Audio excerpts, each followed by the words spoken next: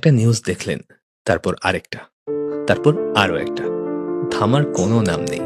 আপনি ভাবলেন এই তো শেষ, এটা দেখেই রেখে দেব, কিন্তু তারপর আরো একটা চলে এলো। রাত 11টা থেকে শুরু হয়ে এখন বাজে রাত 2টো। চোখ জ্বলছে, মাথা ভারী লাগছে, তবুও স্ক্রল করতে ইচ্ছে করছে, কারণ কোথাও মনে হচ্ছে কিছু একটা মিস হয়ে যাচ্ছে। এটাই ডুম স্ক্রলিং। আপনি কি জানেন এই অভ্যাস আমাদের ব্রেনকে প্রোগ্রাম করে ফেলছে একটা অদ্ভুত নেশায়? আপনার ব্রেন সবসময় নতুন তথ্য খোঁজে, বিশেষ করে ভয়ঙ্কর বা বিতর্কিত কিছু হলেই সেটা আরো আকর্ষণীয় লাগে। কিন্তু সমস্যাটা কোথায় জানেন? আমাদের ব্রেন ভয়ঙ্কর তথ্য আর প্রয়োজনীয় তথ্য আলাদা করতে পারে না। তাই একবার ডুম স্ক্রলিং শুরু করলে ব্রেন ভাবে এটা দরকারি, কিন্তু আসলে কি দরকারি নাকি তরকারি? আমরা কি এই অতিরিক্ত খবর দেখে পৃথিবী বদলে দিতে পারবো, নাকি এটা আমাদেরই বদলে দিচ্ছে, ধীরে ধীরে অস্থির, উদ্বিগ্ন, ক্লান্ত করে দিচ্ছে? কখনো লক্ষ্য করেছেন ডুম স্ক্রলিং করার পর মনের মধ্যে একটা অদ্ভুত চাপ কাজ করে, প্রেশার কাজ করে, মনে হয় সব কিছু খারাপ হচ্ছে, পৃথিবীতে ভালো কিচ্ছু নেই। এটাই নেগেটিভিটি বায়াস।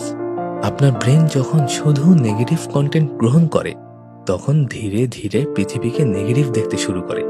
সুখ, শান্তি, আনন্দ এসব কেমন যেন অবাস্তব লাগে। আর সবচেয়ে ভয়ঙ্কর ব্যাপার, আমরা জানি না ডুম স্ক্রলিং আমাদের অ্যাংজাইটি, ডিপ্রেশন, স্লিপ ডিসঅর্ডারের দিকে ঠেলে দিচ্ছে। সোশ্যাল মিডিয়ার অ্যালগোরিদম তো চায় আপনি স্ক্রল করতে থাকুন, কারণ এতে তাদেরই লাভ। কিন্তু এতে আপনার কি লাভ হচ্ছে? মজার ব্যাপার জানেন, ডুম স্ক্রলিং থেকে বের হওয়ার সিদ্ধান্তটা খুব বেশি কঠিন কিছু না। ধরুন আপনি ঠিক করলেন রাতের বেলা ফোনটা একটু দূরে রাখবেন। হয়তো প্রথম দিনে কাজ করবে না, তবুও একদিন না একদিন এটা অভ্যাস হয়েই যাবে। একটা নির্দিষ্ট সময়ের পর স্ক্রলিং থামানো শুরু করলেন, দেখবেন মাথার ভার কমে গেছে। হয়তো স্ক্রলিং এর বদলে অন্য কিছু ট্রাই করতে পারেন, যেমন বই পড়া, মুভি দেখা, বা রাতে 10 মিনিটের জন্য বাইরে হাঁটতে যাওয়া। বিশ্বাস করুন, সোশ্যাল মিডিয়া ছাড়া একটা দিন কাটালে দুনিয়া আপনার থেমে যাবে না।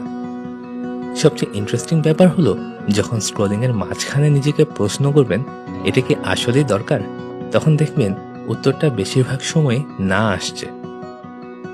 আমরা ভাবি সোশ্যাল মিডিয়া আমাদের তথ্য দিচ্ছে, আমাদের কানেক্টেড রাখছে, কিন্তু যদি বলি এটা আমাদের সময়, শান্তি আর ভালো থাকার ক্ষমতা চুরি করছে। জীবন কি শুধু স্ক্রলিং এর জন্য, নাকি আমাদের থামা উচিত, ভাবা উচিত, সত্যিকারের জীবনটা উপভোগ করা উচিত? আপনার সিদ্ধান্ত। আপনি কি সত্যি বাঁচতে চান,